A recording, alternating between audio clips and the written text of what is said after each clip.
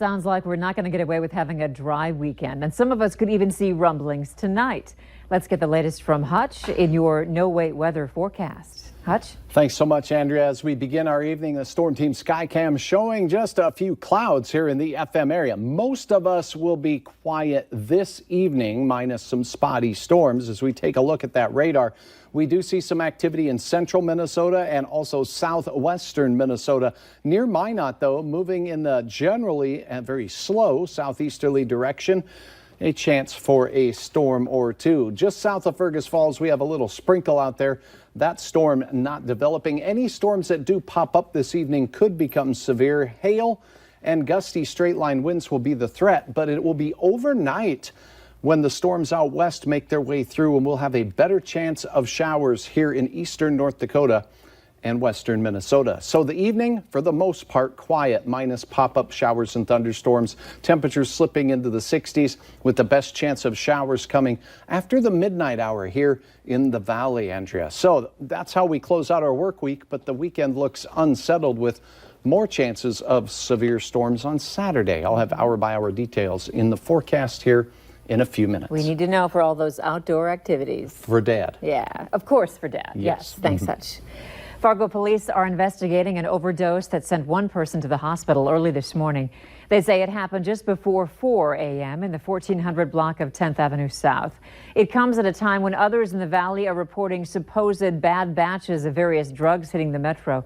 But as Valley News Live's crime and safety reporter Bailey Hurley found out, that's not really the case. People are saying there's bad batches. Well, sometimes there are batches that are more potent than other batches because they're cut with something. That's just the thing with drugs, is you never know. There's no quality control. You don't know what's in it. It's still unknown what drugs led up to this morning's overdose, but police say 3 different doses of Narcan had to be given to the woman before she became fully alert. There's a double-edged sword. Narcan is saving lives, absolutely, and it's a great thing to have. However, there's always a concern that it's enabling them because they have an out. They have a way to revive themselves. Schindeldecker says this morning's incident is a good reminder that just because you have that Narcan doesn't always mean you're in the clear. Sometimes it's multiple doses of Narcan that are needed to bring somebody back. And once they're back, you don't know if maybe 10, 15, 20, an hour later, if they're going to overdose again because your body's, the opioids are connecting to those receptors again. She says it's a good idea to always call for help when someone is overdosing, even if Narcan has already been administered. And also reminds you of that Good Samaritan law in North Dakota, saying as long as you're helpful and cooperate with police, you won't be charged with any crimes. However, that could change as the investigation goes on. If we were to learn that that person who did call in was the person who was the source of that substance that was ingested that caused the overdose, then might end up with a warrant for their arrest down the road. Police say as of today, the woman who called in this morning's overdose is not facing any charges. In Fargo, Bailey Hurley, Valley News Live. Schindeldecker also says although Narcan is readily available at most pharmacies in the valley, she urges you to help those with addiction find other services and treatments. To see different facilities that offer that in the valley, head to our website and click on this story. Authorities in Grafton discovered the body of a 63-year-old man in a river after conducting a welfare check. Officials say Grafton police were asked to do that welfare check yesterday on 63-year-old Kenneth Lee Wilson when his employer said he didn't show up to work. Police say a man was found in the Park River at Lesticow Park that was later identified as Wilson. He was taken to UND for an autopsy. Officers say there's no indication of foul play. We have some new information involving authorities releasing the names of victims involved in the fatal crash in Mahnomen County. Police say 23-year-old Alexis Clark of Fertile, Minnesota was killed in that crash. Officials say the 6 others that were injured are 81-year-old Thelma Van Valkenburg, 56-year-old Holly Alger, 27-year-old Chris Kyer, and 3 children ages 5, 2, and 10 months old. Officials say the wreck happened just before 6 Wednesday night on 250th Street. Mahnomen County deputies say the 2 vehicles crashed into each other at the crest of a hill. An unsettling scene for shoppers at the Walmart in Grand Forks last night. A man is now facing multiple felony charges after police received reports of a man pointing a gun at shoppers inside.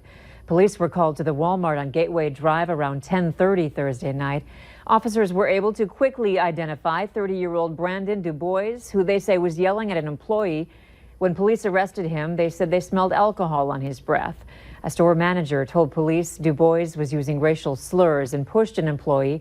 No gun was actually found on him. He's now facing charges of terrorizing, preventing arrest, and disorderly conduct. We looked into DuBois's criminal history today and found a laundry list of charges against him in the last 8 years, including terrorizing, simple assault, and 9 different cases of theft. And last night's incident conjured up memories of the deadly shooting at the same Grand Forks Walmart in May of 2015, when a 21-year-old airman from the Grand Forks Air Force Base shot 2 Walmart employees, killing one before taking his own life. Today, we spoke with police about what to do if you ever find yourself in an active shooter situation, and they say it all comes down to 3 things. We never tell anybody to fight anybody with a gun or a knife because you don't know what your capabilities or their capabilities are. But if that's your first instinct and you know and you're trained in how to disarm somebody, do what's best for you. But the best thing to do would be able to exit, find an exit place, or find a safe place to hide until that threat's been mitigated. Schindel-Decker also says you should always be aware of your surroundings, no matter where you go, and look for exits and where you could possibly hide if needed. At a court hearing this morning, a Clay County judge decided a 35-year-old Kayla Westcott is mentally fit to assist in her own defense. Westcott is accused of killing a North Dakota man last June at the farmstead of her then boyfriend, Jason Jensen. The remains of Troy Yarbrough were later found in trash bags after court documents say he was burned and buried at the Hitterdall farmstead. Officials charged both Jensen and Westcott with a felony count of second-degree aiding and abetting a murder with intent. Jensen is currently serving 38 years in prison. Westcott will be in court again on July 11th. It's time to take a look at this week's Valley's Most Wanted. Police say 30-year-old Robert McKenna Jr. is wanted for failure to appear on charges of burglary, unlawful entry into a vehicle, and possession of a controlled substance. You can call your local law enforcement if you have any information on him. Grand Forks police are asking for your help finding Tina Carruthers. She currently has 6 active warrants. If you have any information about her, you can call the Grand Forks County Sheriff's Office at this phone number, 701-780-8280. A Langby, Minnesota woman is now behind bars, accused of embezzling thousands of dollars from her former employer in Red Lake County. Deputies with the Red Lake County Sheriff's Department say on Wednesday, 32-year-old Chelsea Johnson was arrested in Fosston and booked in jail for felony theft. Johnson is accused of embezzling nearly $270,000 from November of 2016 through April of 2019. The criminal complaint says Johnson used company funds without authorization to make payments on personal credit card accounts. Johnson made her initial court appearance in Crookston on Friday. Bail was set at $1,500 cash. Her next hearing is set for June 19th in Red Lake Falls.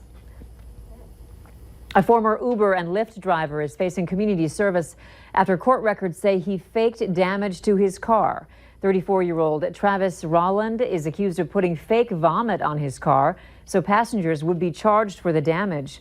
On Wednesday, he pleaded guilty to attempted theft of property. Rolland had been ordered to do 40 hours of community service. West Fargo police are urging you to be safe on local trails after reports of a mountain lion and a cub. Police say the animals were spotted in the area of Rivers Bend Drive and 6th Street East. That's near the Cheyenne River. They say if you see an animal with its cub, do not approach or harass the animals. Instead, call 911 immediately. Later on Valley News Live at 6, Island Park in downtown Fargo was full of fun, excitement, and music today. We'll show you the annual festival that's a big draw for the community. And closing out the work week, temperatures here in the valley returned to the 80s. Some humidity in the air, and that will fuel some thunderstorms into the overnight. A few may be severe. I'll have the latest in your hour-by-hour forecast right after this.